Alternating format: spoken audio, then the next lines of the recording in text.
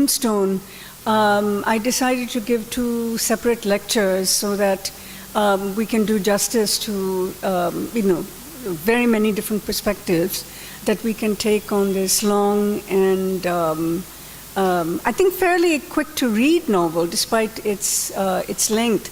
Sometimes length is not proportionate at all to rapidity of reading. The Secret Agent, Conrad's novel, is relatively short, but each sentence can take as long as reading a single chapter in the Moonstone. So I hope you were able to read as much as you could. Let me just go around the room again. If you don't mind just introducing yourselves, because I know there's some people who've come today and weren't here yesterday. So if you can quickly just go around the room and tell me your names and where you are from.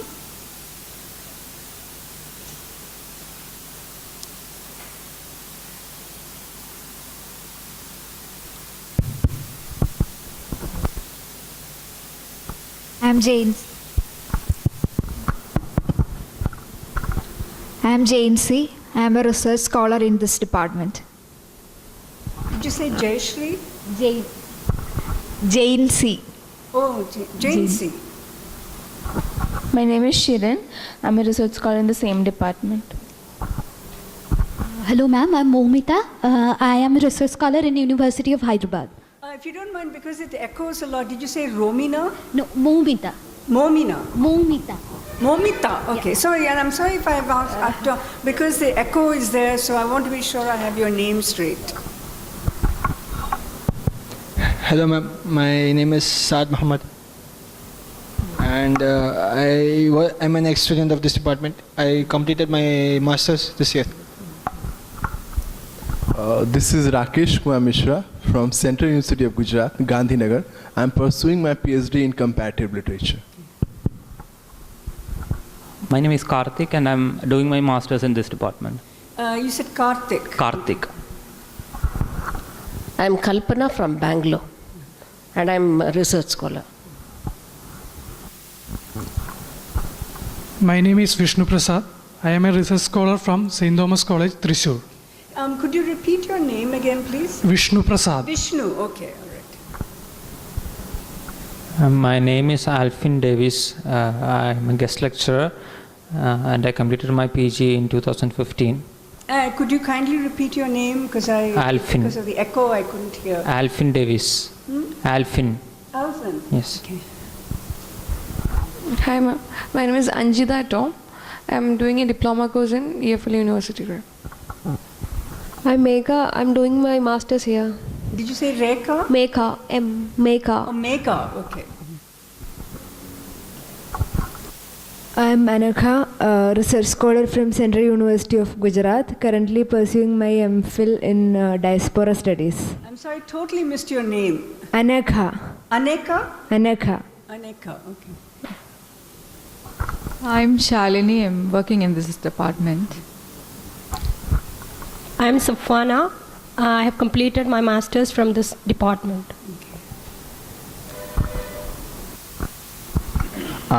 My name is Shivapanaika HC. I'm doing my master's here on. Could you please repeat your first name again? Shivappa Nayaka. Shiva, okay. Hello, good morning. I am Vijay Kumar, Department of English, Government Freshers College, Shivamoga, Karnataka. Hello ma'am, I am Vasanta from Karnataka. Good morning madam, I am Vishnumurthy. I am a research scholar and I am from Karnataka. Did you say Krishnamurthy? Vishnu. Vishnu, okay. Yeah. So there are 2 Vishnus and... One Shiva. Only... Okay. One Shiva. One Shiva and... Okay. Good morning ma'am. Myself A.B. Abraham. I am doing my PhD here in this department. And again, if you don't mind repeating your first name? A.B. A.B.? Yeah. A.B. meaning it's like an initial? Or? It's a short form of Abraham, I guess. Okay. A.B. Just A.B. Yeah. Okay. My name is Mika and I'm doing my research in the same department. So do you two share the same name? You're Meka and you're? Mika. Meka. It sounds the same to me. Mika. Meka and you're? Huh? M? Mika, okay, all right, okay. So, I mean, pardon me if I've asked for clarification. It's just that, because of the echo, I wanted to be sure I have your name straight. I hope by the, I will have learned your names, but I'm going to ask you every day to reintroduce yourself, just so that not only will I have your names very clear in my mind, but others in the group as well. So I apologize for the delay, and but I think now we are ready to proceed. And I do have one last thing. If I can just, I just want to pick this up, because otherwise I think you were able to read the Moonstone in its entirety. Okay, one person. And I'm going to have to ask you to repeat your name. Momita. Momita, okay, I keep missing the consonant. Okay. Momita. How about, how many of you have read half of the novel? How many of you have read 10 chapters? 2, 3, 4, 5. How many of you have read 3 chapters? Okay, we're getting more and more. All right, so let me proceed. I'm sorry, so sorry.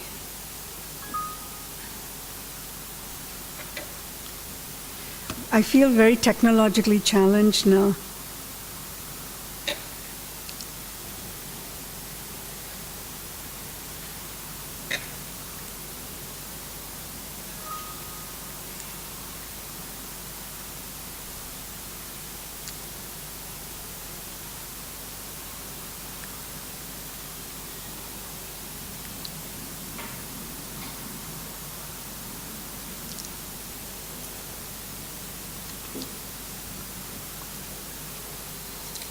Okay, so the topic for this first lecture on the Moonstone is on detection, imperialism, and family secrets.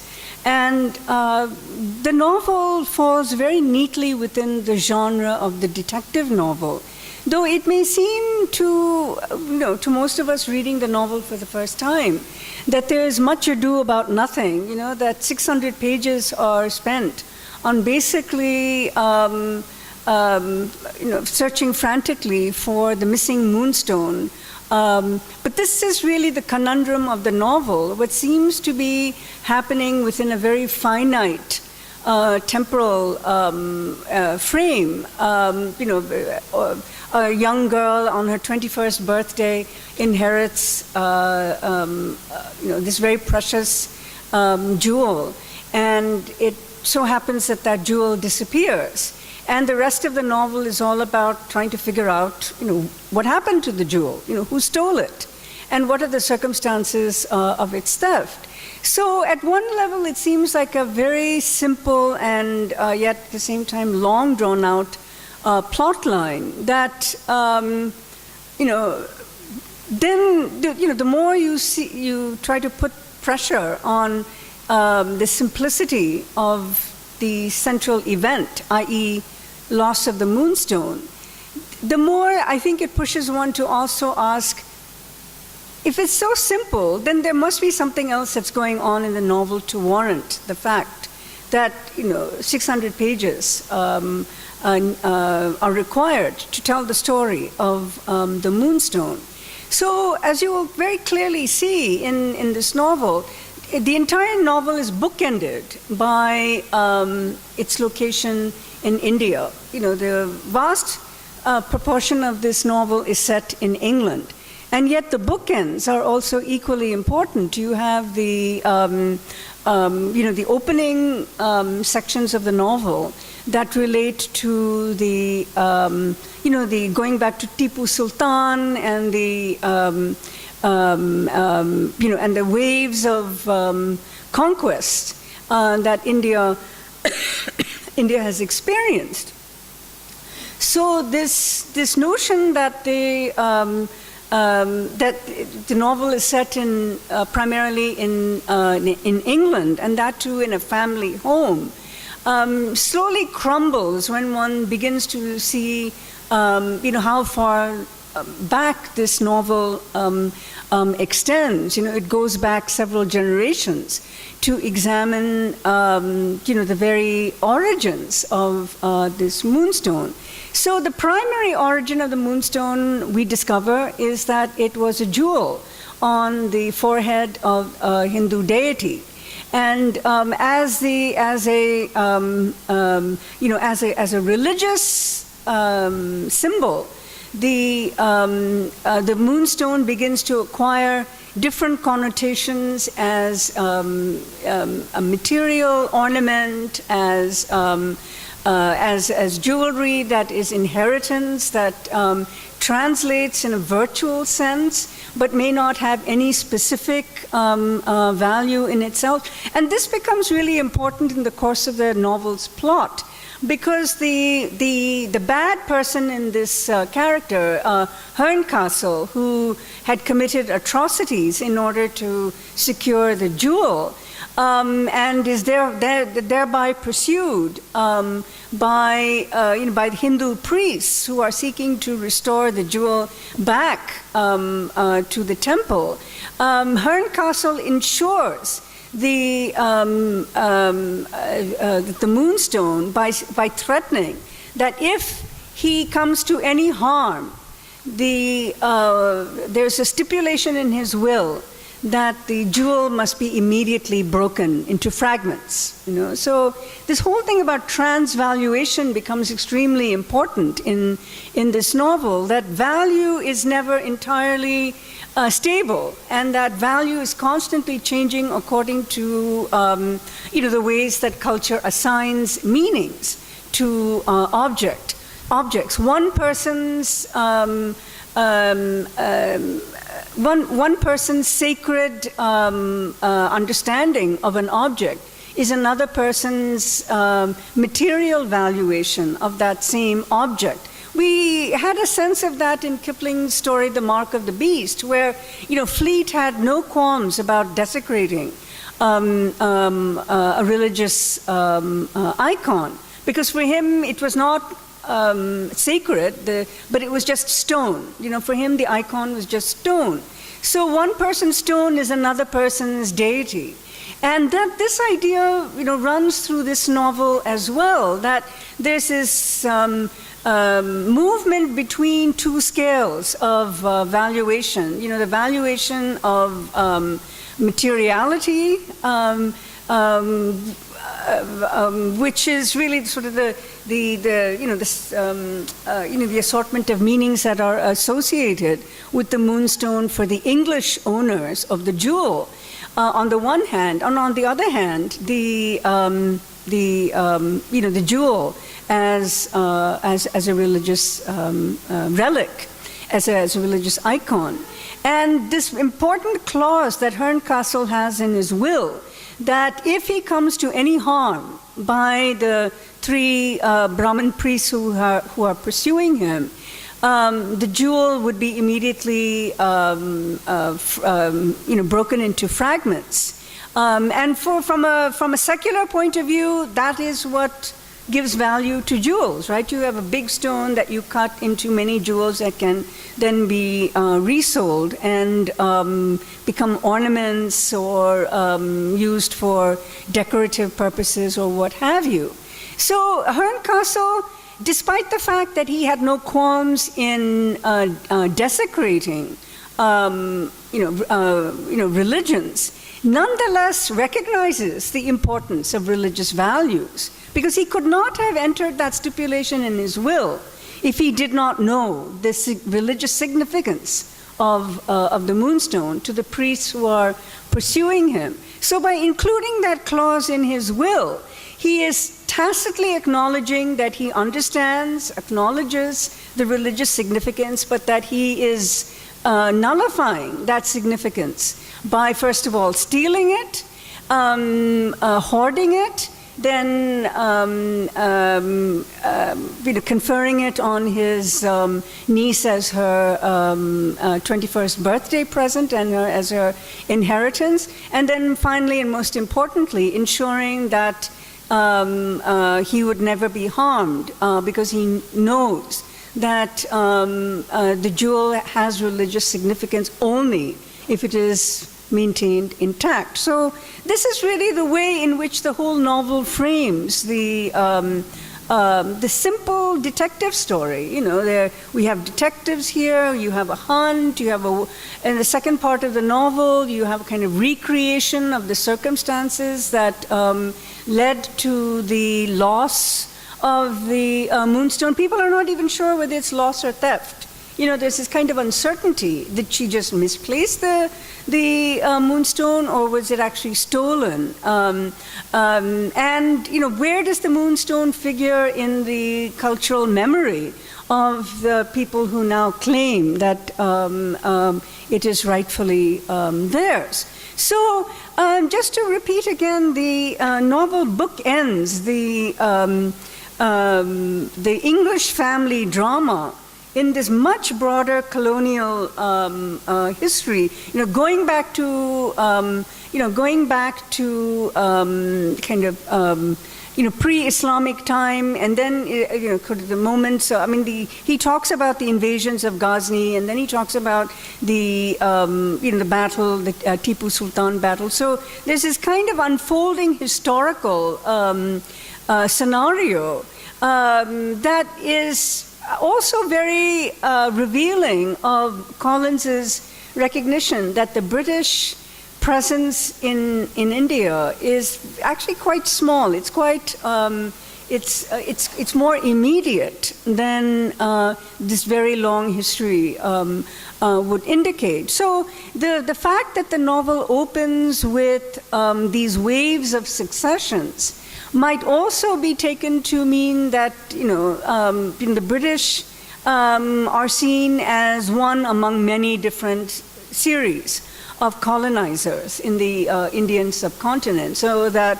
there's no exceptional status that the British have in India other than the claim that they are bringing in these higher civilizational virtues that produce the enlightened status of universal progress.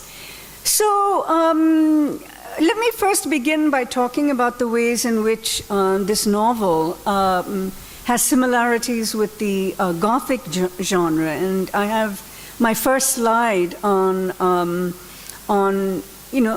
how the Gothic genre is melded into the detective novel to flesh out more than this kind of logical, rational pursuit of who did it, when did it happen, and how did it happen. These are kind of the basic questions that detectives would ask. But Wilkie Collins amplifies that mode of presentation by incorporating aspects of the Gothic.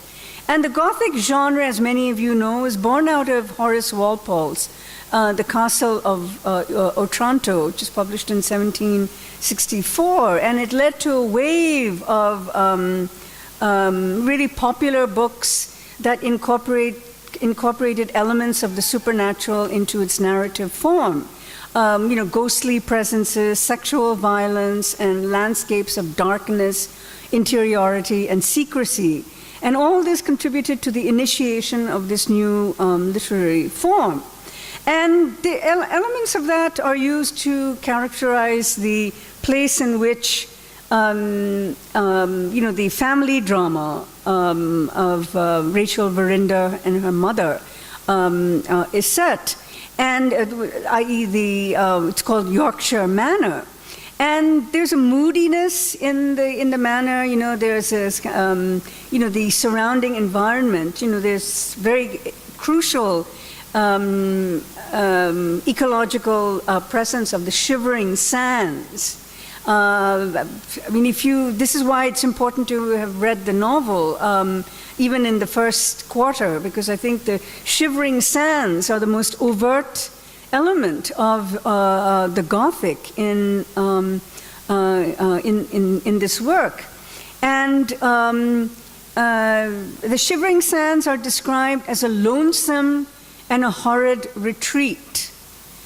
And I have the quote there. And this is actually, the page numbers are from my edition, which is a Broadview edition, but I noticed that your handout doesn't have any page numbers. So unfortunately, I can't make any references to pages from the soft copy which all of you received. But if you have read enough of the novel, I think you would have gotten a very clear sense of the Shivering Sands as lying on the fringes of Yorkshire Manor, and as very evocative of this Gothic atmosphere. It's described as gloomy, and as I have that quote which I just read, lonesome and a horrid retreat.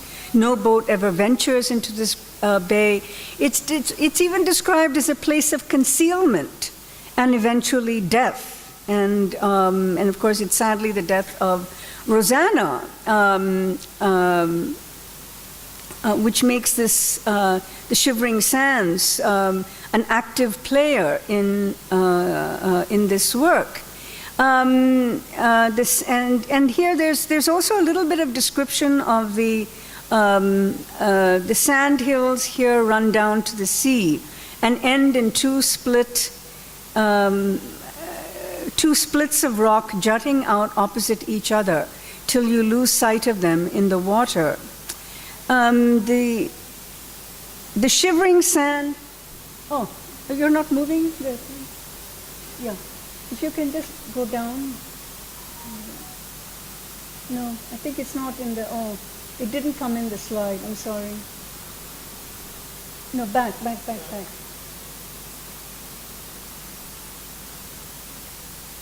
The first slide, yeah, okay. Anyway, so the Shivering Sand seems to take on an energy that transcends the more placid family drama occurring in in the family home.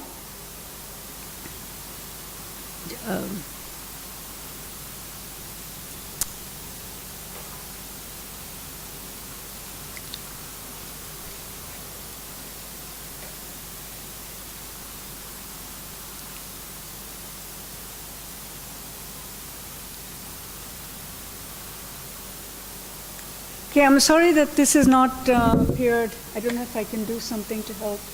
No, I'm afraid not. Anyway, so Rosanna Spearman's strange fascination with the quivering sands is really one of the things I would ask you to pay attention to. You know, she has some reciprocal understanding of the sands as her fate. You know, that this is her final destination. And Rosanna Spearman is the character who exists furthest outside the social, the social hierarchy of this family. And just to backtrack a little bit, you know, I was trying to set the Yorkshire Manor and the Shivering Sands. But the Yorkshire Manor is also very much constructed along the, what the BBC used to have, the, upstairs, downstairs, Downton Abbey, the kind of the aristocratic classes in the plush living rooms, and the servants in the lower quarters. And that kind of physical division is very distinct in this novel as well. So you have, Lady Verinder, who's the a sister of the dying John Herncastle, and you have his, and you have her daughter, Rachel Verinder, who inherits the Moonstone on her 21st birthday. It's a very basic plot, nothing very exciting about it, and yet the social dynamics that are occurring within that very placid space is what animates this novel from being more than a kind of standard run-of-your-mill detective story, because what it it uses the detective story as an alibi for talking about the how entrenched these class divisions are. So that, one of the characters who's telling the story is Gabriel Bettridge. And I want to talk more, by the way, about how the novel is constructed as a series of narratives. It's not one person telling the story, but it's multiple people telling the story. For those of you who only read up till, 10 chapters or so, Gabriel Bettridge's narrative is the one that is the first in the first half. But by the second half of the novel, you have many different people telling the story. You have Sergeant Prof, you have the lawyer, Cuff, telling the story. You have this kind of pious, self-righteous woman, Drusilla Clack, who tells the story. So suddenly there's this proliferation of narratives that occurs in the second half of the novel.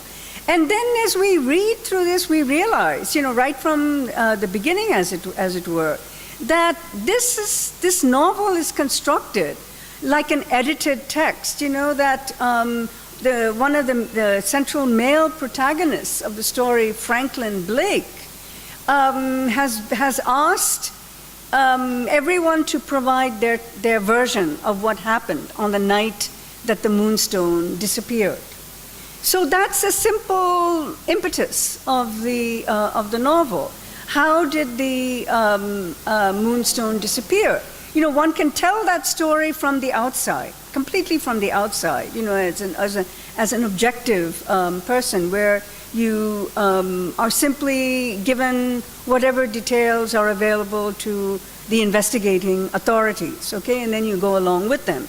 And next week, tomorrow we'll be reading not Jekyll and Hyde, Sign of Four, Sherlock Holmes story, which too, operates with this, there's not one way to tell the story, detective story, but there are many ways of telling a detective story. So the first narrative in the Moonstone is one by Gabriel Bettridge, who's introduced to us as a very loyal and very reliable servant of the family, and that his notion of the world is one that accepts social hierarchy. He doesn't fight the hierarchy. He accepts his place within it. And one reason is because of the fact that he believes that acceptance of the hierarchy is what enables one to be loyal to people, and that the kind of effective relationships that occur within the society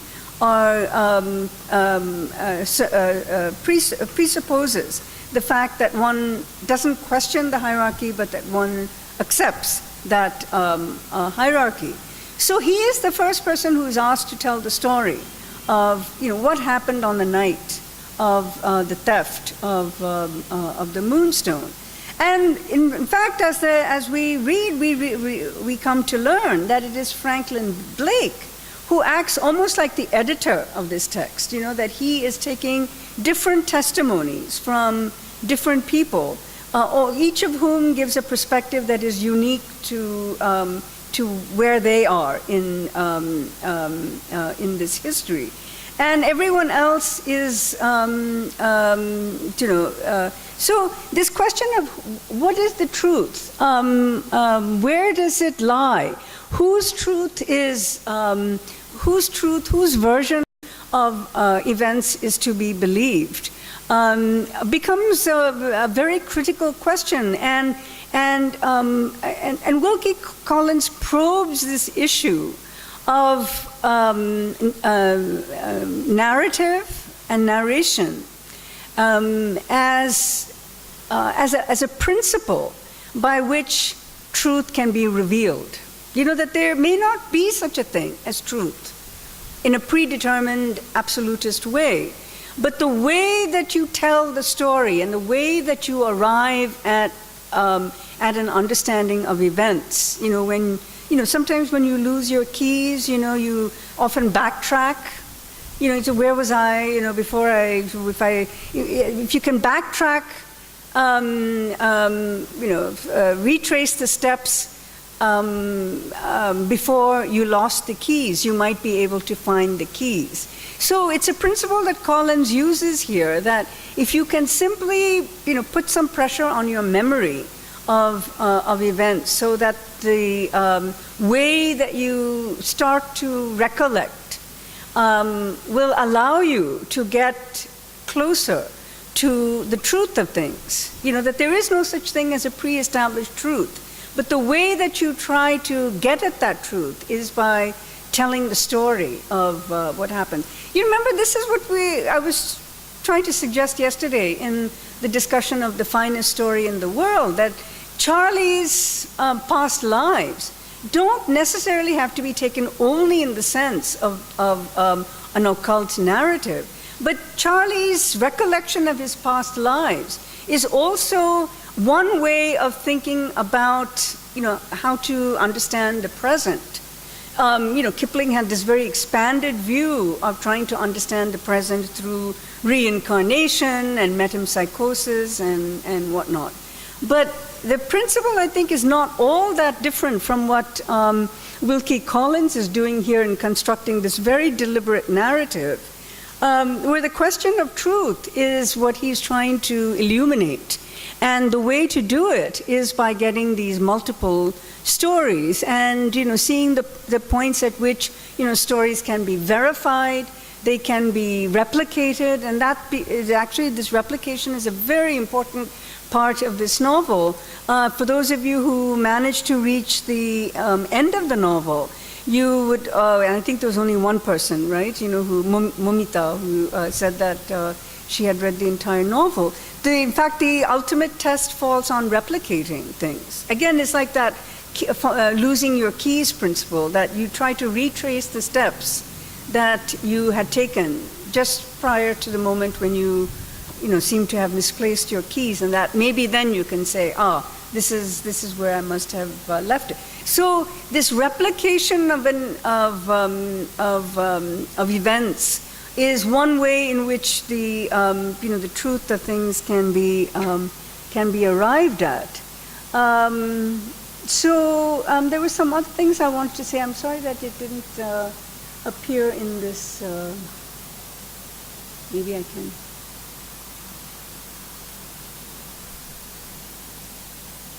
Okay.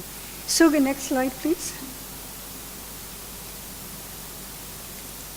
Okay, let me just talk here about the women in the novel. There are, unlike the Kipling stories, we do encounter a number of women.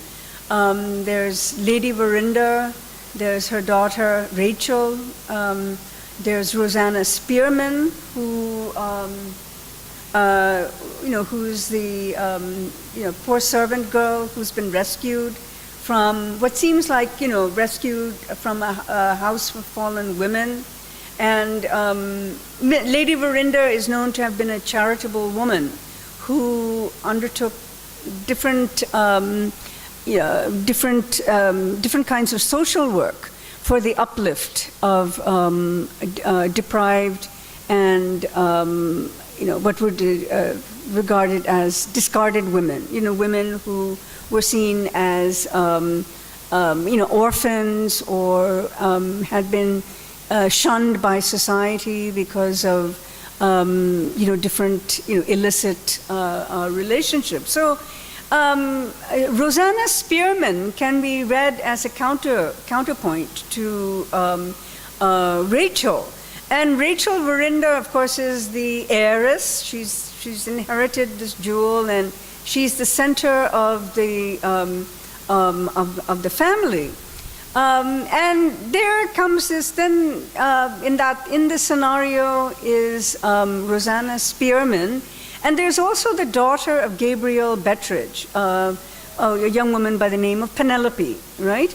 And so you have these two. Penelope is sort of like an intermediary between Rosanna and Rachel, in the sense that Penelope has a home. She has a father. She works in a respectable household. She has her role cut out for her, and so therefore she has a little more freedom in this world than Rosanna certainly does.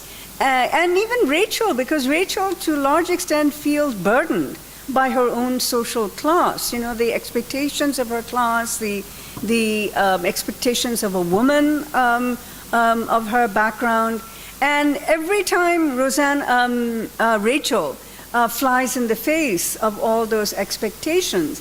And I think I find it interesting that Rosanna almost comes across as very masculine in her assertiveness, that she pulls up people, she refuses to abide by the feminine norms. Her mother keeps chiding her for, her speech, for her demeanor, that Rachel is used to doing what she wants. She has a mind of her own. And she refuses to abide by the expectations of her social class. So it's in that sense that I meant that I think Penelope actually seems freer than Rachel. But Penelope is really midway between Rachel and Rosanna. And I think yesterday one of you, by the way, when you make a comment, and I'm referring to your comment later on, I really believe you should own that comment. So one of you was mentioning yesterday that how does one, as a non-Western reader and as an Indian reader, how does one locate oneself within these texts of empire? Who asked me this question yesterday? Oh, okay, Momita. And I think this question becomes really important here in this novel, because Rosanna is a very immediately identifiable figure. She's English, but for all practical purposes, she's regarded almost as foreign, as Ezra Jennings, the character who appears in the second half of the novel, who is described as a gypsy. He's Jewish. He's described as alienated from the Anglo-Christian world of England.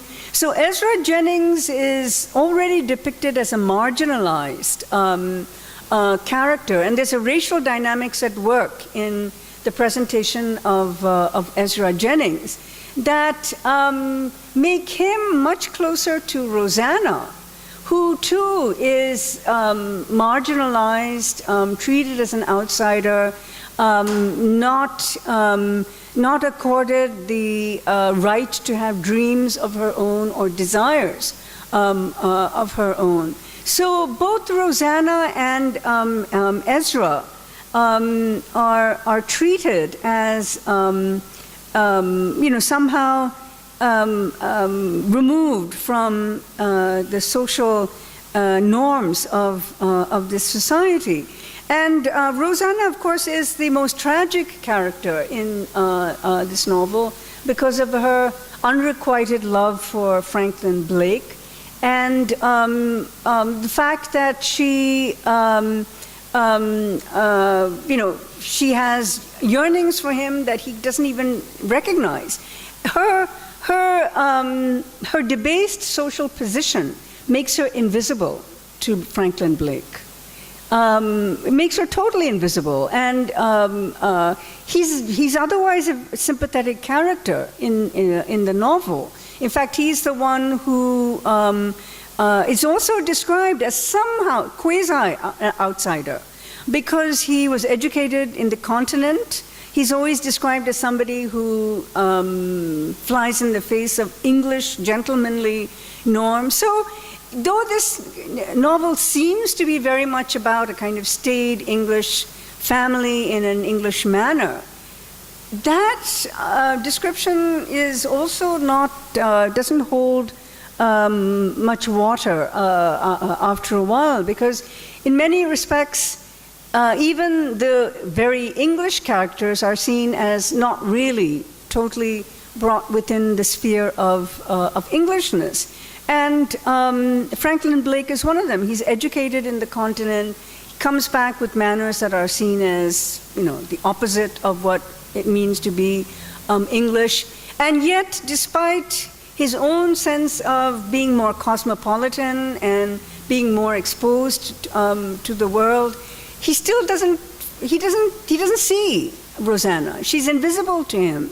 And probably the harshest cut of all is that he doesn't even know that she has feelings for him.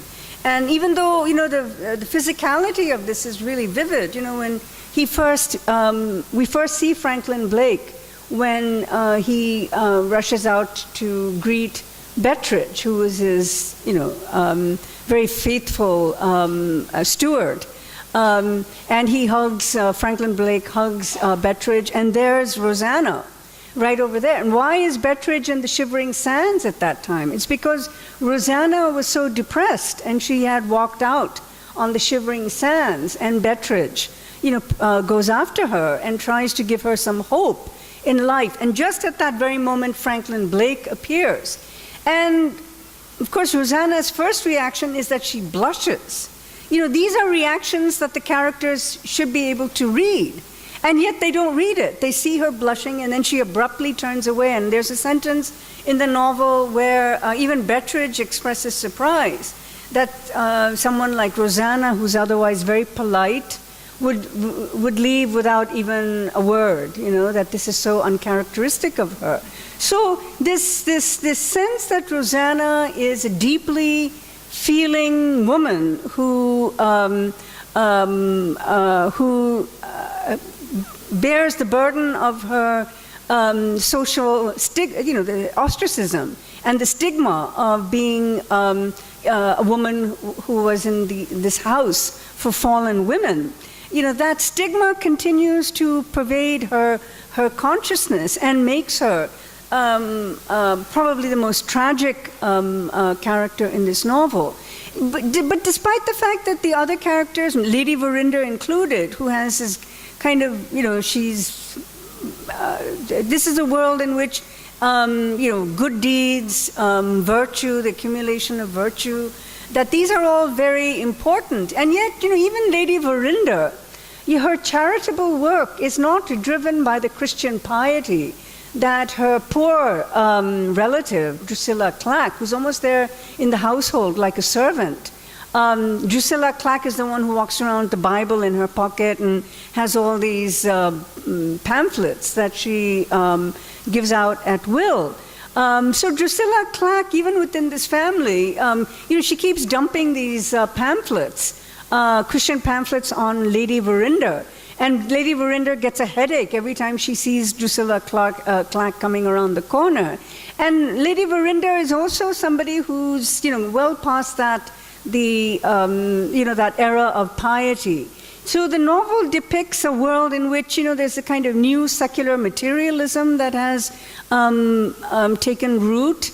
And the other, the world that Drusilla Clack, Godfrey Ablewhite, as we find out, he is a true villain of the piece. That this is a world in which, something is happening. This novel was written in 1868, but entered into serialization in 1868. But it's also very reflective of a kind of disintegration of a kind of mainstream Christian morality based on institutional connections. So Drusilla Clack is the most obvious holdover of another world, whereas Lady Verinder believes in charitable work, she believes in doing good deeds, but she doesn't want to base it on what she calls these pious impulses. So then, just to talk about these women as homogeneous in any way, it absolutely doesn't make any sense, because each one of them is so distinct in their characterization.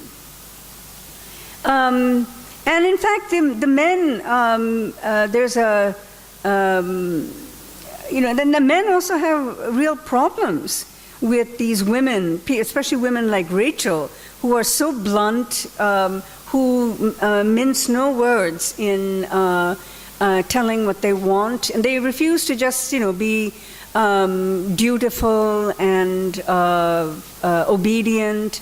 And they say what they want. And Sergeant Cuff, there was a line in the novel, which I think I have here, where he says, you know, they're ready to eat the men at any point.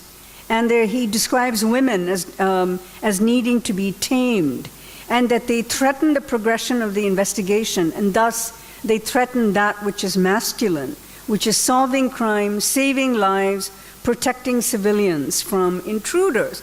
So the women play a role that, you know, the male detectives in the novel see as obstructive. And there's a good reason for that, because Rachel Verinder is trying to protect Franklin because she thinks he has taken the Moonstone. So she's trying to protect him. Rosanna is trying to protect Franklin as well, and she writes a note that is read only after her death, where she reveals the thing about, you know, the nightgown and the paint on his nightgown, you know, when he leaves the room. So it's interesting that these women, you know, they're very different, Rachel and Rosanna, but what unites them is that they're driven by the impulse to protect the man that they love. And in that sense, they are actually obstructing justice. And that's how the detectives read them. They see the women as being very obdurate, you know, that they refuse to answer questions. They refuse to help the investigation. They seem to just constantly throw all kinds of diversions along the way. So and this is the reason why the sergeant, as I have it here on the slide, that he sees the women as part of the enemy, you know, that they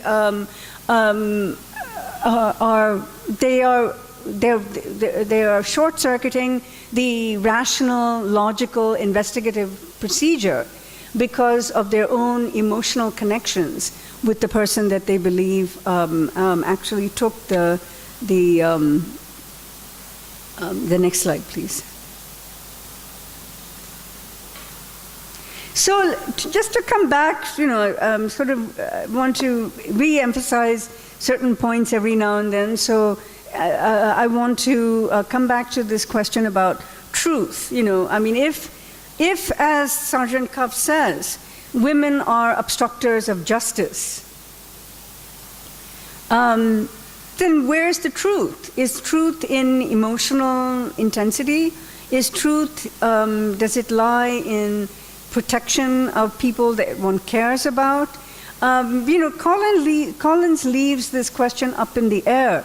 And in the preface, which is a very important part of this novel, which I hope you will have also read, Collins says, and I have that quote, "I have declined to avail myself of the novelist's privilege of supposing something which might have happened and have so shaped the story as to make it grow out of what actually would have happened." I mean, this is, it's an interesting distinction that he makes, that, detective writers have this imaginative capacity to surmise what they believe might have happened. But he's actually shifting the focus to say that narrative and the kind of getting the story out, and getting the story out as closely as possible. Getting the story out is one way of understanding what would have happened. And that emphasis is would have. It's not could have happened. Not could have happened, which implies imaginative capacity, but would have happened. So Collins is making a very clear connection between narratability, or the act of narrating, and the process of revealing truth. The truth is not something that can simply be concocted by the imagination, but truth is something that is there in the act of narration. So let me repeat, how do we understand truth in this novel? Because this first segment is written as a series of first-person diary entries. And so can we believe what is being said? The goal of the text, Collins says in his preface, is to turn no evidence but moral evidence and conjecture into some sort of objective, truthful record. So it's this question that I want you to keep thinking about as you read the novel. Let me now shift to something about the nature of the narrative. Since I'm trying to make an argument about the act of narration as the means by which truth is revealed. And this question of time is absolutely imperative in thinking about the narration of events. And what is so striking about this novel is how events are constantly being deferred, pushed back, so that there's no immediate relationship between an event and its reaction. Sometimes the reaction is much, much later. And Collins does that not once but twice, but it becomes a very recurrent feature of the novel, which is why I'm describing it as the deferral of events. And here there are several deferrals, and I've listed some of them. The Moonstone is stolen from the Hindu temple more than half a century ago. But the actions of revenge and retrieval by the priests of the temple occur much later. We haven't yet talked about the priest at all, but I want to come to this. Their presence, because they are depicted as these very spectral figures. They're always looming, on the outside. They're shadowy figures. They're not even seen as real. They're very ghostly. It's part of the Gothic atmosphere. And they don't say anything. They just sort of stand outside in the window and they look in, and of course everyone inside shrieks when they see three Indian men standing out there. But the priests, and their contribution to the unfoldment of this plot is absolutely central. And so their mission is to retrieve the Moonstone, take it back to India, and put it back on the deity's forehead, right? That's their mission. But the actual theft of the Moonstone had taken place, well over half a century before the events of this novel. So why is it that this retrieval is so delayed? And then we find out that there have been a succession of priests who have come. It's not the same three priests, but there have been other priests who have come before who have tried to retrieve the Moonstone. And at the end of the novel, we find that the priests continue to be in exile. They're wandering. Kala Pani, the word is even used in this novel to say that because the priests had traveled across the oceans, they were sort of polluted by Kala Pani. And the novel actually uses that phrase to talk about these priests as having been exiled from India, but they're always working towards this mission of retrieving the Moonstone. But in the context of this novel, there's a gap between the theft of the Moonstone and the time of its retrieval. A second deferral, Herncastle. And I've already mentioned this, that he plans for various eventualities, and the Moonstone can either be preserved whole or cut into pieces which will destroy their sacred value. So he's always thinking ahead. That's, it's strange. This man who has killed, who was murdered, the people who are trying to reclaim the Moonstone.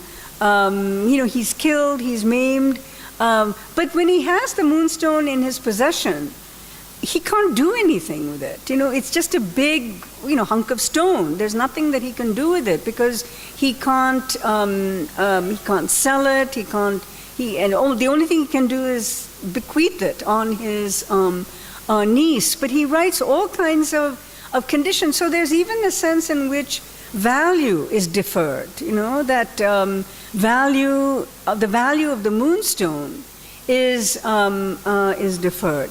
And the third one is that the meaning of the Moonstone will be realized only upon Rachel's 21st birthday. And at that time, it transforms its identity into an ornament. Up till that time, the Moonstone was basically kept in Herne Castle safe. It had, you could say, virtual meaning, virtual value. But because he was not doing anything with it, it was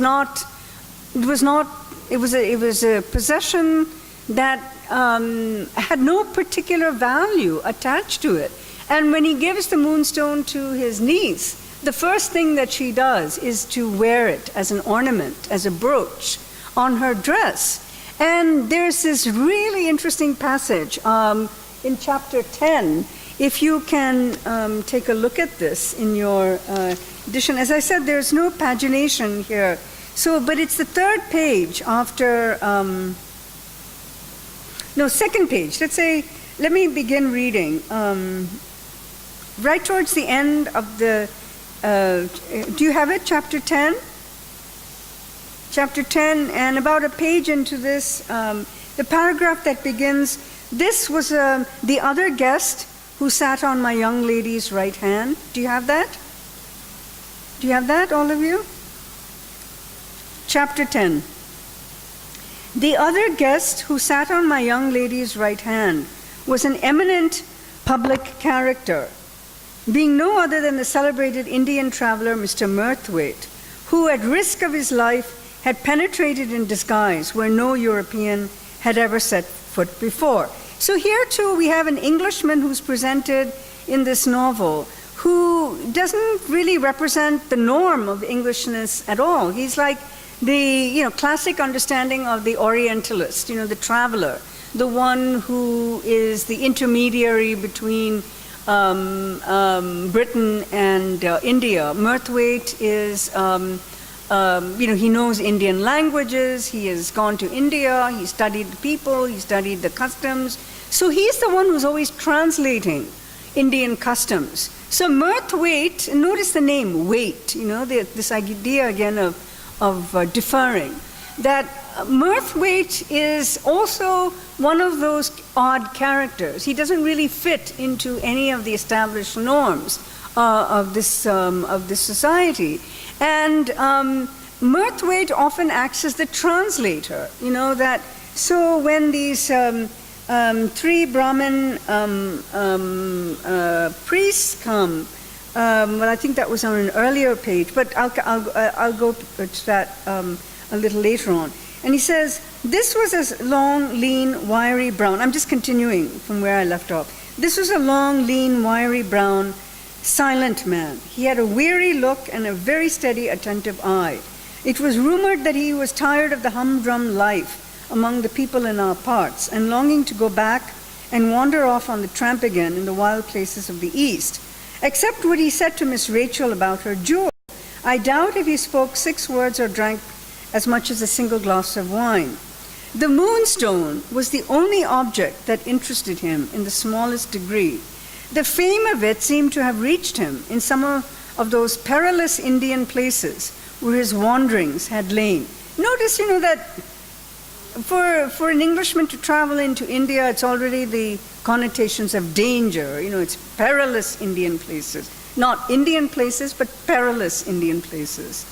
After looking at it silently for so long a time that Miss Rachel began to get confused, he said to her in his cool, immovable way, and this is Murthwaite, says, "If you ever go to India, Miss Verinder, don't take your uncle's birthday gift with you.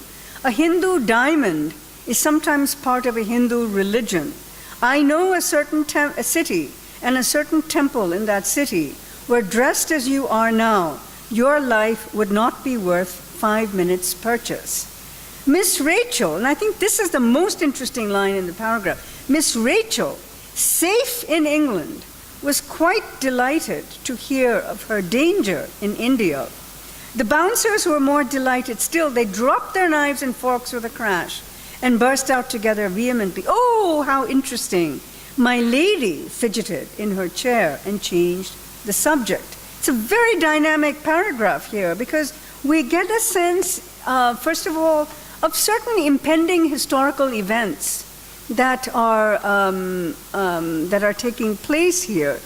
First of all, when Murthwaite says, he is the one who recognizes the Moonstone as a religious symbol, right? He's the only one.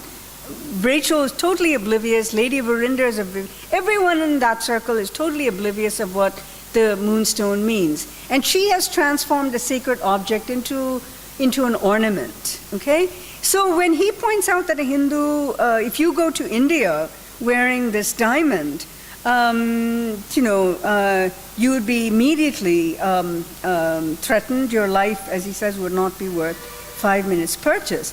But it's Rachel's reaction which is so interesting, because she, safe in England, was quite delighted to hear of her danger in India. Now, the context in which this is written, the novel was written in 1868, which was just 11 years after the mutiny of 1857, what the British called the mutiny, and Indian history books called the First War of Independence, 1857. And Murthwaite is saying something quite important. He's, first of all, recognizing the religious antagonism that is already simmering, was simmering at the time of, the book, but I should say that while the novel is written in 1868, it is set in 1848. So the actual setting is earlier. But Murthwaite's comment is suggestive. Collins writes this having known about the fact that the 1857 had occurred. Murthwaite doesn't know that it has occurred, but he predicts that something that happened in 1857, which is part of the kind of the popular fiction of the time of white women being raped, attacks on Englishmen and English women. So that one sentence where he says your life would not be worth a few minutes' purchase is a reminder that the time in which this novel was written, the first seeds of rebellion had already been planted, and that the discrepancy between the English obliviousness about empire. Rachel doesn't even know where India is. For her it's a place of danger. But because she's safe in England, it's like one of these fantasies that people have, that you can, when you yourself are not in a place of danger, you get a thrill imagining what it's like to be in that place.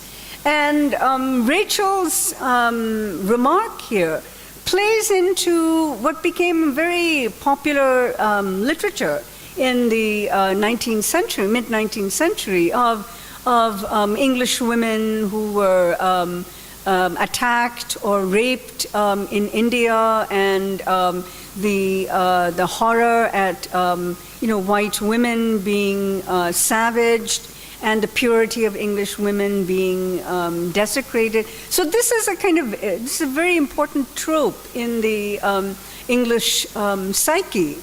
But for Rachel, it's this thing about safe in England. And what this novel does is to create a very, very sharp divide between the geographical space of the metropole, the English metropole, and the empire. It's as if people living in England don't have to worry about what's going on elsewhere. Even though, all these objects are circulating, and objects like the Moonstone have entered England and have become part of the English, the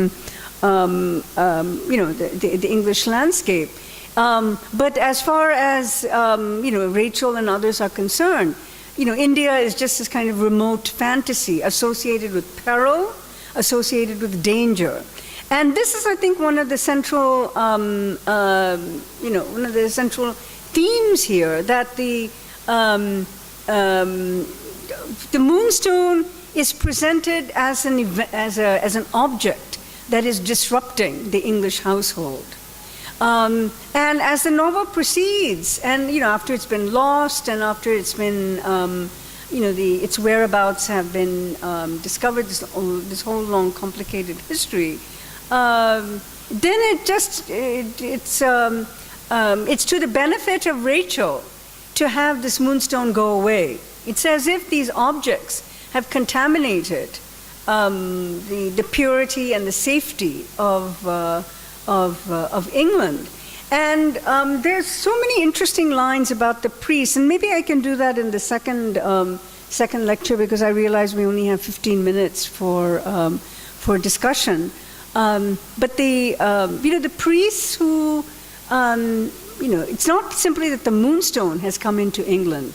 It's also the 3 Brahmin priests who have traveled, Kala Pani, and they have come to England, and they're always hovering, in the bushes, and they're always presented as a ominous threat, and they even get arrested. They're even arrested at one point for, I think there was some law, vagrancy law, that permitted the British police to pick up what they called wandering, these vagabonds, and put them in jail. And the priests are arrested on this vagabond law. And then they're released because they can't find any charges against them. They haven't done anything. It's just that they were, lurking in the streets. So it's also interesting that the social laws that were implemented in Britain to curb the criminal classes, the vagabonds, the vagrants, the gypsies, the migrants, that these laws are then applied to the priests because they're Indian. They have no place. And because they have no place there, they can't be left outside. They have to be brought into the incarceration system. But because they can't file any charges, they have to be released. So this thing about time, and I want to add one more point about time, because this novel is so complicated in the way that it talks about the patience of the priests, which is the reason why characters don't know what to do about them. They come there, but they don't invade the house, they don't break down the windows. They're just there. They come, they see, and they go.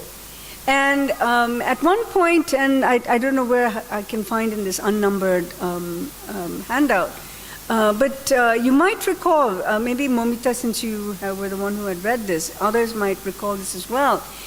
The priests had this habit of going to somebody's house. They would I think they went to the lawyer's house, and they asked questions about if we want to borrow money. Do you remember that? Do you remember what he said there? Mike?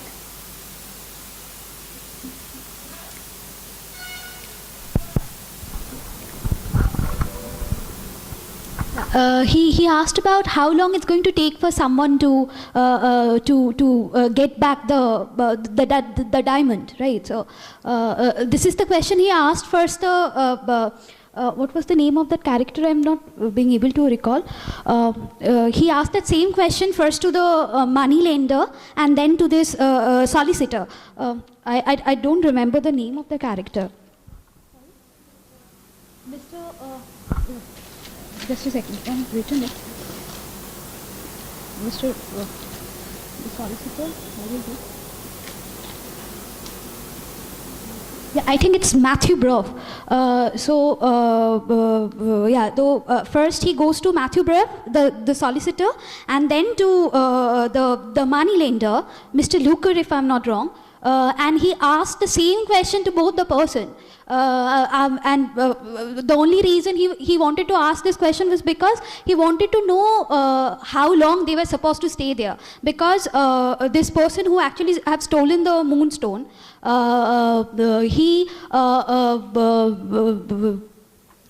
in the year 1848, if I'm not wrong, he actually exchanged it with Mr. Luca for certain amount of money. And in the year 1949, according to the standards of England, it normally takes 1 year for a person to, This is a very important point here. It seems minor, but what happens is that the three Brahmins go to first Matthew Prof, then to Luca, and they ask the same question, just how long does it take to, that if you borrow money, or you mortgage something, what is the length of time that it takes to make the repayment? Because they are asking this question because they want to find out when the Moonstone will be released from the safekeeping. So they are making a correlation between the British economic system of banking, of borrowing and lending, and they are actually complementing it to with the kind of sacred time. There are two visions of time that occur here. There's economic, mercantile time. How long does it take for interest to accumulate? How long does it take for the mortgage, payments to conclude? So, economic system has its own time scheme, right? But there's also something called sacred time. That sacred time is about, rituals. It's about cycles. And the novel moves just sort of oscillates between these two visions of time, between mercantile, banking time, economic time, and sacred time. But the three Brahmins are not doing anything. They're not assaulting anyone there. They're not trying to forcibly take the Moonstone. What they want to know is how long will the Moonstone be in the in this kind of mortgaged condition? Because at that point, they will reappear when the Moonstone, when that mortgage period is over, and then they will reappear. So it's this weird thing that's going on in this novel between, how the priests have also internalized, this notion of time. In fact, when they go to Kaf, they're wearing Western dress. He even makes a point of that. He says he was surprised. He didn't even recognize them. He said, this seems very odd. 3 brown men in English dress. That's what he says. It's because he didn't even expect it. It's because these priests have been in the country for so long. And there's also a line in the novel which suggests that there is a kind of I won't say an independence movement, but there's like a diaspora political movement and of nationalists who have facilitated the entry of other Indians into England. And we are told that the 3 Brahmins end up going to the homes of, they seem to be like Indian nationalists who have based themselves in England as a diaspora. And this is in mid-19th century, by the way, that they are like an Indian diaspora and that they are actually facilitating the movements of insurgents. Basically the Brahmins are insurgents. They are seeking to undo the effects of colonial outrage. So let me stop here for the time being, so that we don't have too much time for questions. But I can pick up on this in the second lecture.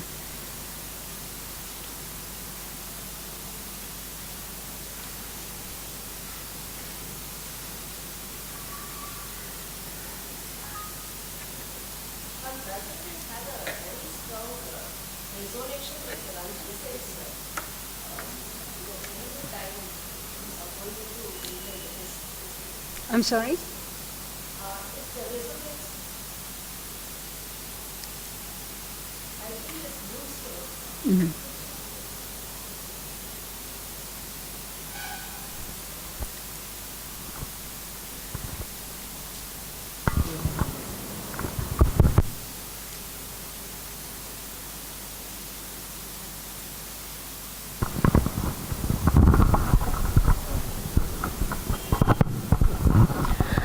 I feel this whole concept of Moonstone probably resonates with Ranjit Singh's Kohinoor diamond going into England. Ranjit Singh's? Kohinoor diamond. Yes, absolutely. Right. In fact, there's a whole elaborate story of the Kohinoor diamond in this. And this is actually one of the interesting sidelights of this novel, that the Moonstone is sort of refracts a lot of the history and the trajectory of the Kohinoor diamond. And can I draw a parallel of the depiction of the Moonstone here with a travel writer? She is Isabel Burton, Richard Burton's wife. Yes. She has written a travelogue on India, and in that one whole chapter she dedicates to this the theft of Ranjit Singh's stone to England, and how a series of misfortunes have befallen wherever this stone has gone, and now it has gone into the crown of the English queen, and she wonders what is going to befall the country. So this is one thing. So probably at that point of time, this was a kind of obsession that was going on. And it also, strangely enough, there was some documentary that I was watching on the Hope Diamond, which has landed in Smithsonian Museum, which is right now in Smithsonian Museum now. It was stolen from a deity. It was supposed to be the eye of the deity, and a French soldier stole it, and a Brahmin started chasing him, the priest of the temple. But somehow he manages to escape, and wherever this stone went, it went up till America. There's a lot of misfortune befall to whoever had it. So now it is ultimately kept in Smithsonian Museum. So probably that theme, it is in keeping with the what was happening in the Totally. time. No, this is Kalpana, right? Yes, I'm glad you raised this point that this is, that Collins was tapping into this, this fascination with, with these very precious jewels and stones that were basically sort of pilfered from India and ended up in different, either in the English crown or like the Kohinoor diamond, or in other parts of, became like personal inheritance of some of the families. And when we talk about the sign of 4, you're going to actually see something very similar in that novel as well, this Sherlock Holmes story. So this is definitely a kind of recurrent theme in mid-19th century novels, where the travels of these precious gemstones from India become ways of telling the history of English expansionism. Okay. And the role of the priests are deliberately, the role is deliberately kept mysterious, I feel.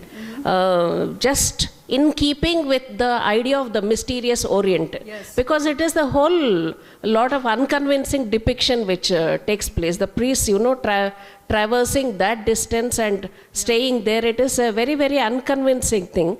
Probably it was made deliberate in keeping with that portrayal of the mysterious Orient. There was no other way that the priest could be understood other than as ghostly, spectral, threatening, menacing, though they do nothing that is menacing. The fact that they appear at the door is what is so frightening. They're like the boogeyman, that they just pop up every now and then.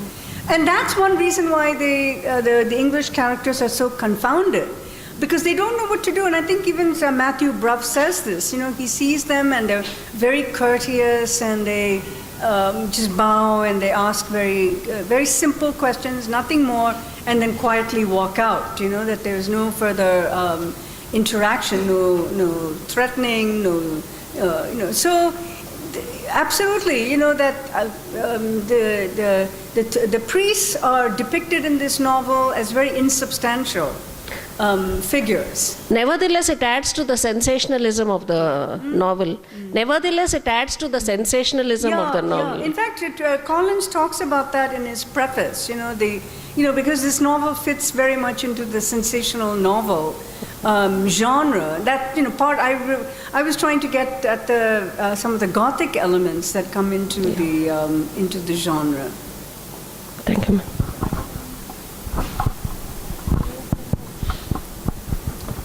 Well, while reading the first 10 chapters of this novel... Who's there? Oh, and... Alvin. Alvin, yes. While reading the first 10 chapters of the novel, I couldn't help but notice the allusion to Robinson Crusoe in the novel. Yes. I'm glad you brought that up because I wanted to talk about Bettridge. Well, I wanted to know whether could it have been possible that Collins was trying to allude to the novel consciously, or was it just unconscious, considering that the colonial interpretations of the novel came just in the 20th century, while Collins wrote the novel way back in the 19th century. So was it conscious from the part of Wilkie Collins in alluding to that novel? What was conscious? I'm sorry, I missed what you... Conscious, was it a conscious act from the part of Collins? What was conscious? In alluding the novel Robinson Crusoe. Oh, Robinson. I'm not sure what you mean by conscious, but Bettridge is always associated with Robinson Crusoe. Well, what I meant was that could it have been possible that Collins knew about the colonialist interpretation of the novel? Of course, yeah. But what he was trying to emphasize is also that Bettridge turns to Robinson Crusoe as a guidebook for everything, for life, for how to conduct life, how to think about managing difficult situations. So Robinson Crusoe is like his Bible, and I'm using that word deliberately because, as I mentioned, Lady Verinder is, she's exasperated with Drusilla Clack's Christian piety. And Bettridge too, he's a kind of virtuous figure, but he's not somebody who's swearing by the Bible, he's swearing by Robinson Crusoe. So there's this kind of secular shift that's occurring between the kind of the righteous Christian household and a household that is now looking for other deities, as it were.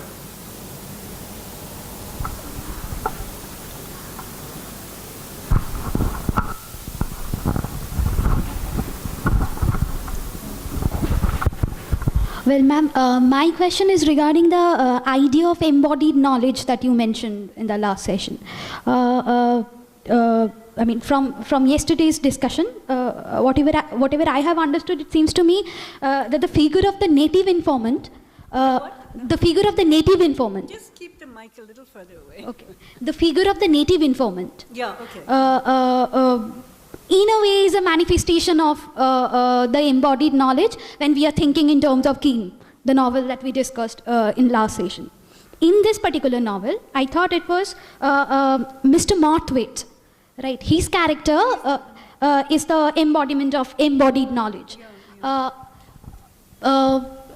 question is, how would you suggest us to look at the three Indian priests who also in a way tries to understand the different culture? Yes. Say for example, when they went to meet this solicitor, and they tried to know about the standard economic standard of Britain during that period of time. How do you think we should understand these three priests, keeping in mind the idea of embodied knowledge that you talked about? That's an excellent question, and I'm really glad you asked this this kind of reversal of that the Indian priests are almost like a counterpoint to Murthwaite. Murthwaite is a translator, right? Who is always I shouldn't say counterpoint because they're not translating in the way that he does, but he's trying to make the non-Western world understandable to this very limited English society. And the priests are in their own way trying to understand English society, that it's this reverse gaze now. Of all this time, you had Englishmen who are going out into the colonies and trying to understand, the customs of the people and the religious practices of the people, sometimes defying them, ignoring them, even condemning them, like Fleet in Mark of the Beast. On the other hand, you have the characters like the Indian priests who are doing almost the same thing, because they've gone to England, and they are trying to understand the English sense of time, the English sense of economic principles, because their actions of retrieving the Moonstone are dependent on their understanding the English economic system. So it's a very, I find it fascinating that, Collins sheds so much light on this kind of reverse phenomenon of Indians who are coming into the colonies, who are coming back into England and trying to understand the English system in such a way that they can then perform the actions that are necessary for their survival and the survival of their culture. Vishnu, okay.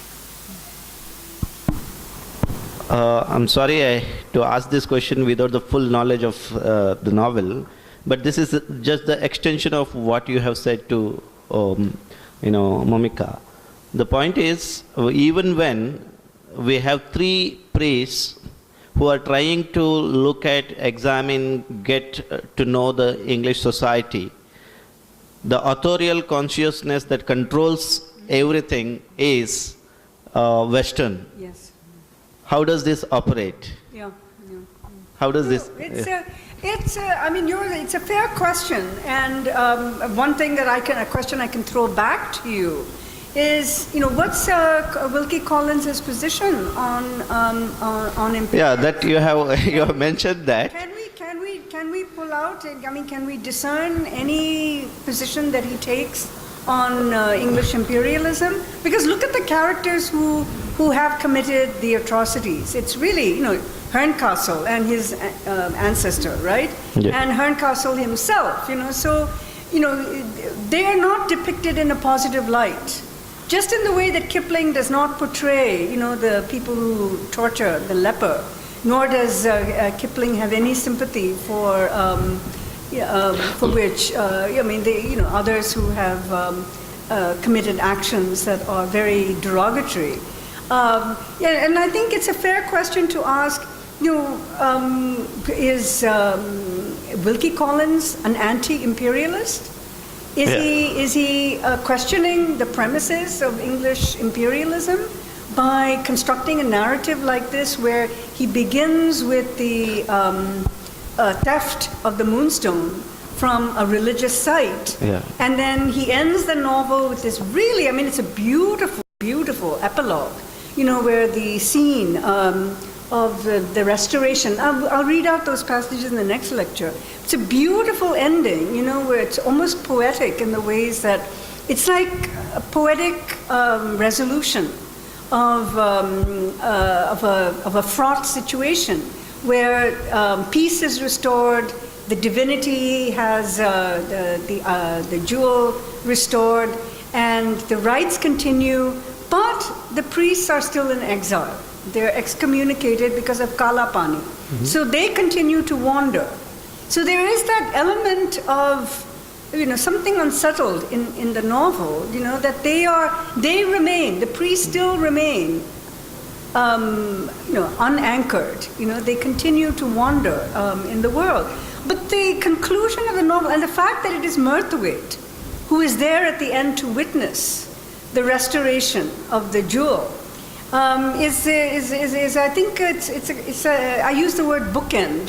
That you have theft in the beginning and you have restoration at the end, and it's as if Collins, believes that this is where that things that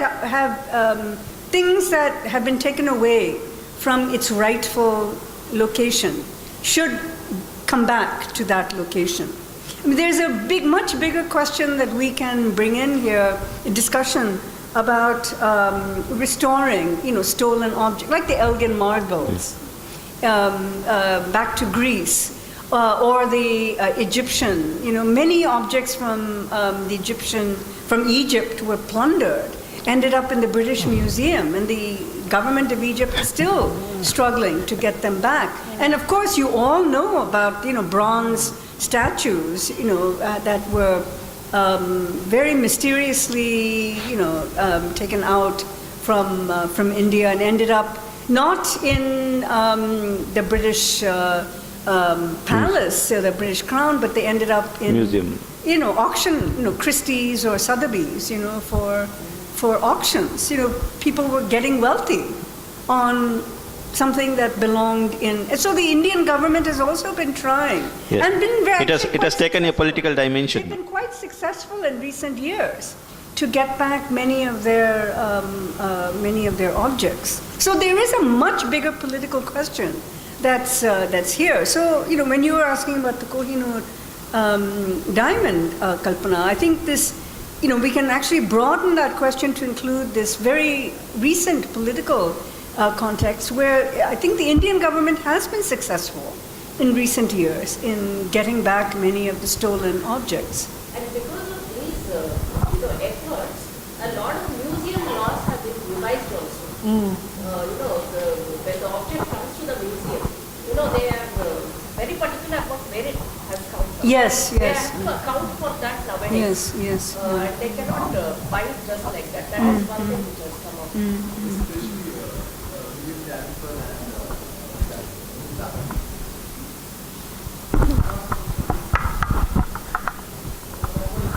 Yeah, especially I'm coming back to that Kohinoor episode which you have that mentioned by Kalpana.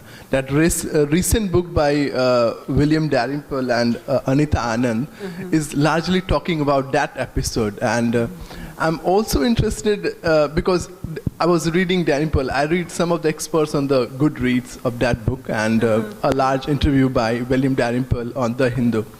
And William Dalrymple, as a non-fiction historian researcher, is also saying the same thing, which we have mentioned that that how to understand truth in this novel, or how to understand a truth about a specific episode, or because everybody has the story. Yes. And Dalrymple is saying that the most complex thing, the most interesting thing about the Kohinoor is that everybody had their own story. So it's not easy to separate between the myth and the history. So, and you have mentioned the role of the cultural memory in every version of the story. So I'm could you elaborate the idea that the concept of that cultural memory, yes, and how that cultural memory shapes narratives, or every version of the story. So maybe I will extend the other points in the later session, but at this point I am interested in talk about little bit in short about the role of cultural memory in that any kind of narration, every here in that historical narration. So I'm looking for this. It's a good question because cultural memory is what is almost denied here. In if you do it through the reading of the novel, I kept using the word oblivious several times. And that word characterizes Rachel, her mother. They don't seem to be burdened by the cultural memory of what happened a century before or 2 centuries before. And there's been excellent research in recent years about how it's the objects coming into England which circulate that become carriers of cultural memory. Cultural memory and objects have kind of intimate connection with each other. And the very fact that this Moonstone is almost decontextualized in the perception of the English characters speaks to the fact that they have no cultural memory of its prehistory. They only see, that the stone represents an inheritance, it represents an ornament, it represents decoration, but what it means to have cultural memory is to also be open to a much more expansive history than is permitted within the world. And I do think in some ways the relationship between the priests and this English circle is the problematic one in this novel. Because the priests cannot be incorporated into this world, their presence should be a reminder that there has been some violence that has occurred in the Indian subcontinent caused by Rachel's ancestors. Rachel's ancestors are the reason why these priests are in England. That's the basic cultural memory. But that memory has been shattered, and I think the reason is because the priests, as they are represented in the novel, cannot make that breakthrough into the consciousness of the characters. Rachel can look at the character, at the priest, and they are not a reminder to her. She feels no guilt. She feels no anxiety that their presence harkens back to a prior violence that had occurred in India. And instead, they are just presented as terrifying because they're brown-skinned. You see? So the reasons for an original history having taken place in the way that it did, the reasons for the violence having been committed, that's cultural amnesia. So that's the counterpoint to what the question you're asking about cultural memory. These people are suffering from cultural amnesia. So I think this is it's a good question, and I think it really it connects with the one I think that Momita and Vishnu had asked about the priests, because the priests can't be integrated into a knowledge base of the English characters. They can't look at them and say, why are they here? They never ask that question. What are they doing here?